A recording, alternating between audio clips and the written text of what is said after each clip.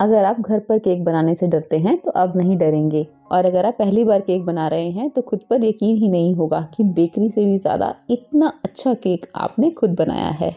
Hi hotties, welcome to reality kitchen by Sujata Taneja. कैसे हो आप? तो इस वैलेंटाइन ये जुगाड़ केक बनाएंगे। जुगाड़ लगा के ये ज़रूर बनाया है, पर टेस्ट और टेक्सचर दोनों में ही बेकरी से कहीं ज़्यादा अच्छा है। इस perfect spongy and perfect moist cake को बनाने के लिए सभी चीज़ें आपको आपकी किचन में ही मिल जाएंगी। तो इंग्रेडिएंट्स इस पे नज़र डालकर हमेशा की तरह इंपॉर्टेंट टिप्स के साथ स्टार्ट करते हैं। सबसे पहले हम एकदम गर्म पानी लेते हैं और उसमें इंस्टेंट कॉफ़ी पाउडर डाल देते हैं। इसे अच्छे से मिक्स करके एक साइड पर रख देते हैं थोड़ा ठंडा होने के लिए। और एक दूसरे मिक्सिंग बोल में ऑयल लेते हैं। इस ऑयल में किसी भी तरह की कोई भी स्मेल नहीं होनी चाहिए। मस्टर्ड ऑयल मत ले लेना, हाँ। और इस तरह से बोल के ऊपर एक छलनी रखकर पिसी हुई चीनी भी छान लेंगे। मैंने अपने टेस्ट के हिसाब से हाफ कप चीनी ली है। आप चीनी की क्वांटिटी अपने टेस्ट के हिसाब से कम या ज़्यादा भी कर सकते हैं, क्योंकि ये मैंने चीनी बहुत दिन पहले पीस कर रखी थी तो इसमें लम्स बन गए थे। तो इसे छानने के लिए मुझे इस तरह से चम्मच का यूज़ करना पड़ रहा है। इसे छानने के बाद छलनी में जो मोटे वाले पार्टिकल्स रह जाते हैं, इन्हें हम यूज़ नहीं करेंगे रेसिपी में। और अब दोनों चीज़ों को छोटे वाले हैंड विस्कर से अच्छे से मिक्स करेंगे जब तक ये टेक्सचर में लाइट एंड फ्लफी ना हो। बस 1 मिनट ही लगता है इस काम में। ये देखिए, ये टेक्सचर हमें मिल जाता है, सॉफ्ट पीक्स आ जाती हैं इसमें। इसे भी अभी एक साइड में छोड़ते हैं। बेकिंग में सभी चीज़ें रूम टेम्परेचर पर लेनी चाहिए, ये तो हमें पता होता है, लेकिन हमें ये भी पता होना चाहिए कि सभी इंग्रेडिएंट्स को इस तरह से फ्लैट लेवल कब तक हमें लेना चाहिए। तो रेसिपी के लिए मैंने 3/4 कप मैदा लिया है। 1/4 कप को 3 बारी लेने से वो 3/4 कप हो जाता है। और 1/4 कप कोको पाउडर लिया है। बेकिंग पाउडर 1 टीस्पून लिया है, इसे भी इस तरह से फ्लैट लेवल कर लिया है। और बेकिंग सोडा 1/2 टीस्पून, इसे भी इस तरह से फ्लैट लेवल कर लिया है। और एक चुटकी प्यार नमक की। किसी भी स्वीट डिश में मीठा बैलेंस करता है ये एक चुटकी नमक। और हाँ, इन ड्राई इंग्रेडिएंट्स को छानने के लिए इस तरह से स्पून या किसी और आर्टिकल का यूज़ नहीं करेंगे, बल्कि इस तरह से हाथ से टैप करते हुए छानेंगे। ऐसा करने से हमारे ड्राई इंग्रेडिएंट्स एकदम एयरी एंड फ्लफी बनते हैं और एंड रिजल्ट्स अच्छे मिलते हैं। और हाँ, ये जो मोटे वाले पार्टिकल्स रह जाते हैं, इन्हें रेसिपी में यूज़ नहीं करेंगे। इन चीज़ों को अच्छे से मिला देंगे और इन्हें भी एक साइड पर रखेंगे। और इतनी देर में कॉफ़ी डिकॉक्शन भी ठंडा हो गया है। बहुत ठंडा नहीं हुआ है, पर काफ़ी ठंडा हो चुका है। इसे भी हम इस चीनी और ऑयल वाले मिक्सचर में डाल देंगे और अच्छे से मिक्स कर देंगे। मिक्स करने के लिए छोटा वाला हैंड विस्कर नहीं है तो फोर्क भी यूज़ कर सकते हैं। और अब इसे भी यहीं छोड़कर एक खास तैयारी कर लेते हैं। केक चाहे अवन में बनाएं या गैस स्टोव पे, केक को नीचे से जलने से बचाने के लिए और इजीली अनमोल्ड करने के लिए पार्चमेंट पेपर बहुत ज़रूरी होता है। और अगर आपके पास पार्चमेंट पेपर नहीं है तो इस केक टिन को इस तरह से ग्रीस करके नॉनस्टिक केक टिन बना सकते हैं। केक टिन या जिस भी बर्तन में आप बेक कर रहे हैं, थोड़ा वेजिटेबल ऑयल डालकर कॉर्नर्स कवर करते हुए अच्छे से ग्रीस कर लें। और फिर थोड़ा सूखा मैदा डालकर अच्छे से घुमाते हुए कॉर्नर्स कवर करते हुए ऑयल की लेयर के ऊपर मैदे की भी एक लेयर बना लें। ऐसा करने से ये टिन नॉनस्टिक टिन बन जाएगा। केक नीचे से जलेगा भी नहीं और बिना टूटे इजीली अनमोल्ड भी कर पाएंगे। एक्स्ट्रा मैदे को इस तरह से डस्ट कर दें। मैंने नीचे न्यूज़पेपर बिछा लिया था ताकि मेस ना हो और बाद में क्लीन ना करना पड़े। और बस 1 मिनट की मेहनत और हमारा नॉनस्टिक टिन तैयार हो गया। और दूसरी खास तैयारी है ये कढ़ाई प्रीहीट कर लेना, क्योंकि हम अवन यूज नहीं कर रहे हैं, जुगाड़ रेसिपी है, जुगाड़ से बना रहे हैं। हमें ये ध्यान रखना है अगर हम घर पर बेक कर रहे हैं कढ़ाई में, तो कढ़ाई एल्युमिनियम की हो और पुरानी हो, क्योंकि बेकिंग करते करते धीरे धीरे वो काफी खराब हो जाती है। और इस तरह से कढ़ाई में नमक की ये लेयर बिछा देनी है। ये मेरा यूज्ड नमक है। आप भी जब बेकिंग करते हैं ना, तो वो नमक आप संभाल के रख लिया करें नेक्स्ट टाइम के लिए। और इस तरह से इसमें एक रिंग लगा देते हैं या कोई कटोरी उल्टी करके। और बेकिंग करने के लिए ढक्कन देख रहे हैं, कढ़ाई पे एकदम फिट आता है। इस तरह का ही कोई ढक्कन लेना है आपने। और ये जो होल है ना, इसमें हम कुछ लगा देंगे पेपर या आटा, जिससे हीट बाहर ना निकले।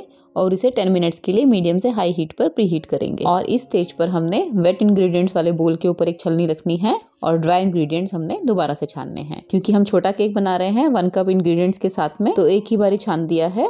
अगर ज़्यादा होता है तो हमें बैचेस में छानना चाहिए। और ड्राई इंग्रेडिएंट्स और वेट इंग्रेडिएंट्स को आपस में मिक्स करने के लिए हम इस तरह से पहले ऊपर से कट लगाएंगे और फिर इस तरह से फोल्ड करेंगे। बस इसी टेक्निक से हमें धीरे धीरे इसे फोल्ड करते रहना है। कट एंड फोल्ड मेथड कहते हैं इसे। और इस काम के लिए हमें सिलिकॉन स्पैचुला का यूज़ करना चाहिए, इससे मेस कम होता है। परफेक्ट कंसिस्टेंसी हमें मिल चुकी है और पहले से तैयार की हुए टिन में हमें इसे पोर कर देना है। एयर बबल्स निकालने के लिए 2-3 बारी टैप करना है और इस तरह से गर्म की हुई कढ़ाई पे रख देना है। ये गैप देख रहे हैं आप, नमक और रिंग के बीच में, ये ज़रूर होना चाहिए, इससे केक नीचे से जलेगा नहीं। और ये वाला गैप भी ज़रूर होना चाहिए ताकि नीचे से हीट निकलकर केक को ऊपर से कलर भी दे। अब इसे ढककर मीडियम बर्नर की लो हीट पर 25 से 30 मिनट के लिए बेक होने देंगे। मेरे पास डार्क चॉकलेट कंपाउंड नहीं था तो मैंने ये व्हाइट चॉकलेट कंपाउंड लिया है। ये अमूल ब्रांड का लिया है, काफ़ी सस्ता पड़ता है। जब भी कोई रेसिपी बनानी होती है इसमें से थोड़ा सा यूज़ कर लेते हैं, बाकी हम फिर से फ्रीज कर देते हैं। क्योंकि ये जुगाड़ रेसिपी है तो अवन या माइक्रोवेव तो यूज़ नहीं कर रहे हैं। इस तरह से गर्म पानी मैंने लिया है बोल में, और वो चॉकलेट वाला बोल इस गर्म पानी वाले बोल के ऊपर रख देते हैं। इस तरह से रखना है कि पानी चॉकलेट को टच नहीं हो। गर्म पानी की हीट से ये चॉकलेट अपने आप मेल्ट होती चली जाएगी। ये देखिए पानी टच नहीं हो रहा है बोल के साथ। थोड़ी सी चॉकलेट मेल्ट हुई है, अभी पूरी तरह से नहीं हुई है, तो उसमें मैंने थोड़ा सा बटर ऐड कर दिया है। सभी चीज़ों की क्वांटिटी मैं ऊपर देती जा रही हूँ और थोड़ा सा मिक्स करते ही मैंने ये मिल्क भी ऐड कर दिया है। रूम टेम्परेचर पे रखी हुई चीज़ें लेनी है, चॉकलेट भी, बटर भी एंड मिल्क भी। सभी चीज़ों को मिक्स कर लेते हैं और हमारी वाइट चॉकलेट गनाश भी रेडी हो गई है। अभी पतली है, हम साइड में ठंडा होने के लिए रख रहे हैं इसे। और अब केक की तरफ चलते हैं। वैसे मैंने उसे बीच में एक बार चेक कर लिया था, अभी बेक नहीं हुआ था। अभी पूरे 30 मिनट हो गए हैं, एक बार चेक कर लेती हूँ। इस तरह से हम एक टूथपिक डालेंगे, ये एकदम क्लीन आ रही है, इसका मतलब है केक अच्छे से बेक हो चुका है। बस अब इंतज़ार नहीं करना है, जल्दी से केक को निकाल कर एक वायर रैक पे रख देते हैं थोड़ा सा ठंडा होने के लिए।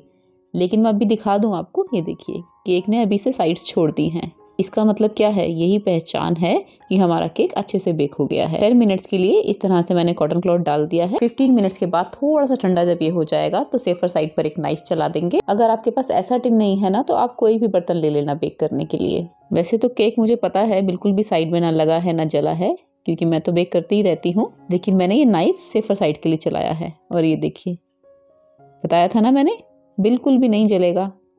ये देखिए कितना स्पॉन्जी है, मतलब मुझे कुछ कहने की जरूरत पड़ ही नहीं रही है। अब इसे किचन कॉटन क्लॉथ से कम्प्लीटली ठंडा होने तक के लिए ढक देना है, मतलब 2 से 3 घंटे के लिए। ठंडा होने के बाद ये जो ऊपर डूम है हम इसे निकाल देंगे और इस तरह से वायर रैक पर रख देंगे।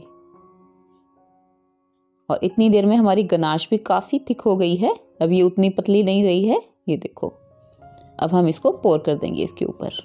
आपको मैंने बताया था ना, इसी मेथड से आप डार्क चॉकलेट गनाश भी बना सकते हैं। अब बताओ, आप इसे पहली बारी बनाओगे मेरे कहने से तो आपको यकीन होगा कि आपने घर पर बनाया है?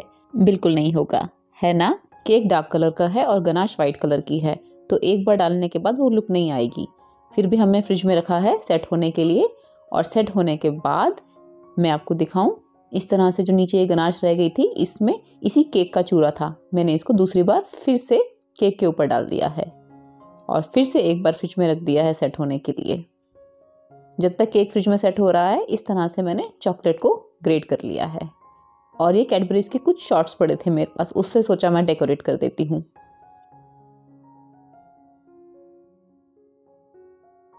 ये देखिए, फ्रिज से सेट होने के बाद केक के ऊपर मैंने फिर से वो बची हुई चॉकलेट थी ना, जो प्लेट में रह गई थी केक के चूरे के साथ, वो ऊपर से डाल दी है।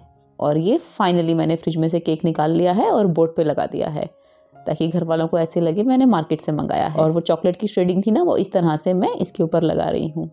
और वो जो अमूल के शॉर्ट्स है ना, वो तो मेरे पास काफ़ी दिन से पड़े थे, कोई नहीं खा रहा था, तो सोचा केक डेकोरेट कर लूँगी। अगर आपके पास नहीं है तो आप स्प्रिंकलर से भी कर सकते हैं, या फिर नहीं भी करेंगे तो भी बहुत अच्छा लग रहा है। पर आप देख रहे हैं ना कि शॉर्ट्स को चिपकाने के लिए मुझे व्हाइट चॉकलेट लगानी पड़ रही है, और मुझे वैलेंटाइन डे वाला टैग नहीं मिला तो मैंने हैप्पी बर्थडे का लगा दिया। पर आप वैलेंटाइन डे का ज़रूर लगाना और मुझे कमेंट करके बताना कि आपको ये रेसिपी कैसी लगी। आपको पता है, मैं बेकिंग की इस तरह की रेसिपीज़ जो बिगनर्स के लिए बहुत ही यूज़फुल हैं, वो आराम से इसे बना सकते हैं, देती ही रहती हूँ। अगर आपको मेरी ऐसी रेसिपीज़ अच्छी लगती हैं तो अपने फ्रेंड्स एंड रिलेटिव्स के साथ शेयर ज़रूर करना। अगर आपने ये जुगाड़ के एक बार बना लिया ना, कोई दूध या दही किसी चीज़ की ज़रूरत नहीं है, पानी से बन जाता है, कढ़ाई में बन जाता है। चॉकलेट मेल्ट करने के लिए माइक्रोवेव की ज़रूरत नहीं होती, बस गर्म पानी से इस तरह से हम मेल्ट कर लेते हैं, जैसा कि मैंने बताया। तो आपको खुद को यकीन नहीं होगा, घर वाले दोबारा पूछेंगे कहाँ से मंगाया, तो आप बोलेंगे कि अरे नहीं नहीं, मैंने तो खुद बनाया था, कोई यकीन नहीं करेगा। अच्छा, बातें बहुत हो गई हैं, अब इसे कट कर लेते हैं। कट करने से ही आपको पता लग रहा होगा कितना सॉफ्ट है ये, at the same time moist too. ये देखिए, फिर से आपको दिखा देती हूँ। ये देखिए, ओह वाव, यकीन नहीं हो रहा है, पानी से केक बन गया। और जिन लोगों को मिल्क से एलर्जी है उनके लिए तो परफेक्ट है ये रेसिपी। वैसे भी आजकल क्रीम वाले केक लोग कम पसंद करते हैं। आप एक बार खाना, अपनों को खिलाना, और हाँ, सबसे बड़ी बात यह है इस रेसिपी की कि ये आटे से भी बन सकती है। आप मैदे की जगह आटा ले सकते हैं और आटे का कॉम्बिनेशन कोको पाउडर के साथ बहुत अच्छा जाता है। बहुत परफेक्ट बनेगा, चिंता की कोई बात नहीं है, मैंने बहुत बार बनाया है। ये जाली देख रहे हैं आप, किसी भी बेक के बाद जब ये जाली दिखती है ना तो उसका मतलब है वो परफेक्ट बेक हुआ है। अब इससे ज़्यादा और मैं क्या कहूँ। अच्छा, लास्ट में मैं आपको एक चीज़ बता दूँ जिससे आप बहुत कॉन्फिडेंट हो जाएंगे। अगर आपके पास मेजरिंग स्पून्स या कप्स नहीं हैं तो आप इस तरह के स्पून्स या कप्स में एक बार ज़रूर इन्वेस्ट करें, आपका काम हमेशा के लिए आसान हो जाएगा। फिर भी अगर आप इसमें इन्वेस्ट नहीं कर सकते हैं तो आप अपने घर का कोई स्पून या कोई भी कटोरी सेट कर लें, लेकिन बेकिंग परफेक्ट नाप के साथ ही करें। बिल्कुल ऐसे ही आसान रेसिपी की तरह मैंने वैलेंटाइन स्पेशल ये रेड वेलवेट कप केक की रेसिपी दी थी। इसका लिंक मैंने डिस्क्रिप्शन बॉक्स में शेयर किया है, आप चेकआउट ज़रूर करना। मेरी ऐसी he tried and tested recipes के लिए मेरे साथ बने रहें। अपना और अपनों का ख्याल रखें। जल्दी ही मिलती हूँ अपने अगली रेसिपी के साथ।